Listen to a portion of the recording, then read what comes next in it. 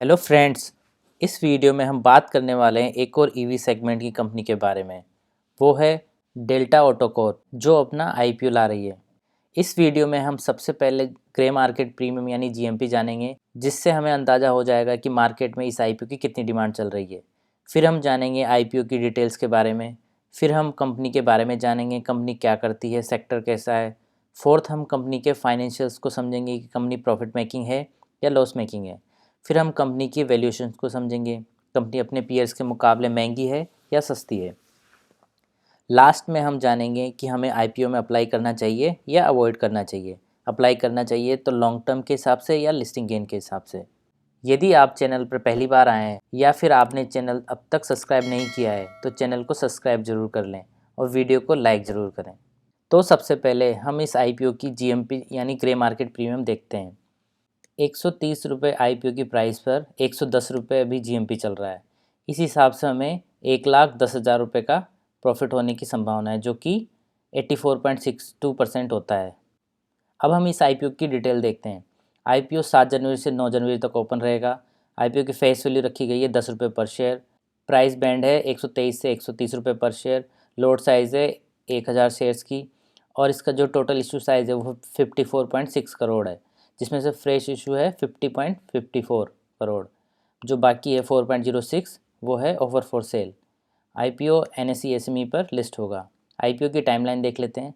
7 जनवरी को ओपन होगा, 9 जनवरी को क्लोज़ होगा, 10 जनवरी को अलॉटमेंट आ जाएगा और 13 जनवरी को रिफ़ंड हो जाएगा। और यदि आपको शेयर्स अलॉट हो जाते हैं तो 13 तारीख को ही डीमेट अकाउंट में शेयर्स क्रेडिट हो जाएंगे। 14 तारीख को लिस्टिंग डे है। अब हम इस कंपनी के बारे में जानते हैं। कंपनी 2016 में इनकॉर्पोरेट हुई थी। Delta Autocomp manufacturing and selling करती है 2 व्हीलर 3 व्हीलर ईवीज़ की। ठीक है, इसका ब्रांड नेम है डेल्टिक। 2017 में इन्होंने ई रिक्शा 150 किलोमीटर के माइलेज के साथ लॉन्च किया था। 2016 में इस कंपनी ने अपने affordable durable scooter tier 2 tier 3 cities में लॉन्च किए थे। इस कंपनी के नेटवर्क के बारे में जानें तो कंपनी के 300 डीलर हैं 25 स्टेट्स एंड यूनियन टेरिटरीज़ में। ठीक है, कंपनी में 139 एम्प्लॉयज़ हैं। अब हम जानेंगे कि कंपनी का जो इशू साइज़ है उससे कंपनी क्या क्या करने वाली है। कंपनी अपना प्लांट सेट करने वाली है, ये इसके न्यू प्रोडक्ट में इन्वेस्टमेंट करने वाली है और वर्किंग कैपिटल रिक्वायरमेंट में फंडिंग करने वाली है।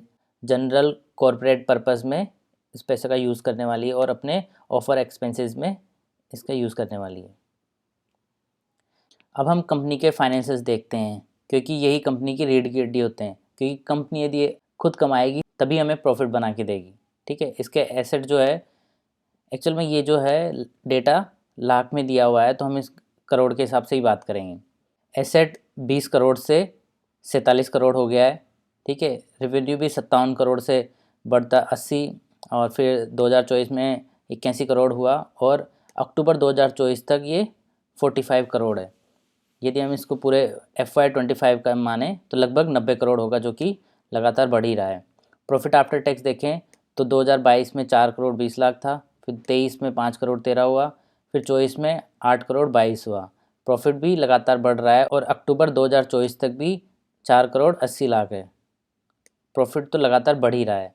इसकी नेटवर्थ देखें तो 6 करोड़ से 30 करोड़ तक इसकी नेटवर्थ हो गई है। ठीक है, नेटवर्थ भी लगातार बढ़ ही रही है। इसके रिज़र्व जो हैं वो 11.29 करोड़ हैं और बोरोइंग है, बोरोइंग भी इसकी लगातार बढ़ रही है, लेकिन बोरोइंग इतनी ज़्यादा नहीं है क्योंकि प्रॉफिट मेकिंग कंपनी है तो बोरोइंग उस हिसाब से इतनी ज़्यादा नहीं है। यदि हम फाइनेंशियल्स की बात करें तो इसके फाइनेंशियल्स अच्छे हैं। अब हम इसके की परफॉर्मेंस इंडिकेटर देख लेते हैं। ROE 23.69 है, वो भी अच्छा है। ROC 19.32, ये भी अच्छे हैं। डेट पर इक्विटी 0.49 है, ये मतलब इतना ज़्यादा नहीं है, सही है। ठीक है, रेट ऑफ नेटवर्थ 21.18 है, वो भी अच्छा है। पेट मार्जिन 10.64 है, वो भी अच्छे हैं। प्राइस टू बुक वैल्यू 6.58 है। अब हम इसके पीयर्स से कंपैरिजन कर लेते हैं। इसके पीयर्स दिया हुआ है ward wizard innovation and mobility limited. इसका जो पी है वो 70.28 है और जो डेल्टा ऑटोकॉप का पी है वो है 18। अब आप इसके मुकाबले ये काफ़ी सस्ती वैल्यूएशन पे है। तो हम ओवरऑल माने तो कंपनी के फाइनेंशियल्स भी अच्छे हैं और वैल्यूएशंस भी ठीक है। फ्रेंड्स, अब हम इसके कुछ पॉजिटिव और नेगेटिव देखें तो कंपनी के पॉजिटिव में ये आता है कि कंपनी के फाइनेंशियल्स अच्छे हैं, कंपनी की वैल्यूएशंस भी अच्छी है, ठीक है। और यदि हम जीएमपी का देखें तो जीएमपी भी काफ़ी अच्छी चल रही है, अब वो 80 चल रही है तो जीएमपी भी काफ़ी अच्छी है। नेगेटिव में कुछ हाल फिलहाल तो हमें कुछ नेगेटिव दिख नहीं रहा है। फ्रेंड्स, अब हमें इस आईपीओ में अप्लाई करना चाहिए या अवॉइड करना चाहिए, और अगर अप्लाई करना चाहिए तो लिस्टिंग गेन के हिसाब से या लॉन्ग टर्म के हिसाब से। तो फ्रेंड्स, सबसे पहले क्लियर कर देता हूँ, मेरी ओर से कोई रिकमेंडेशन नहीं है, ना ही अप्लाई करने की और ना ही अवॉइड करने की। आपको अपना इन्वेस्टमेंट अपने हिसाब से करना है, आपका पैसा है, आपका रिस्क है।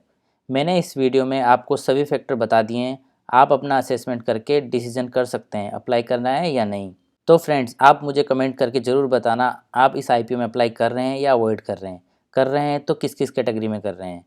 तो आप सोच समझ कर इन्वेस्टमेंट करें, और आपको मेरा वीडियो पसंद आया हो तो वीडियो को लाइक करें, दोस्तों के साथ शेयर करें और चैनल को सब्सक्राइब ज़रूर करें। Thank you.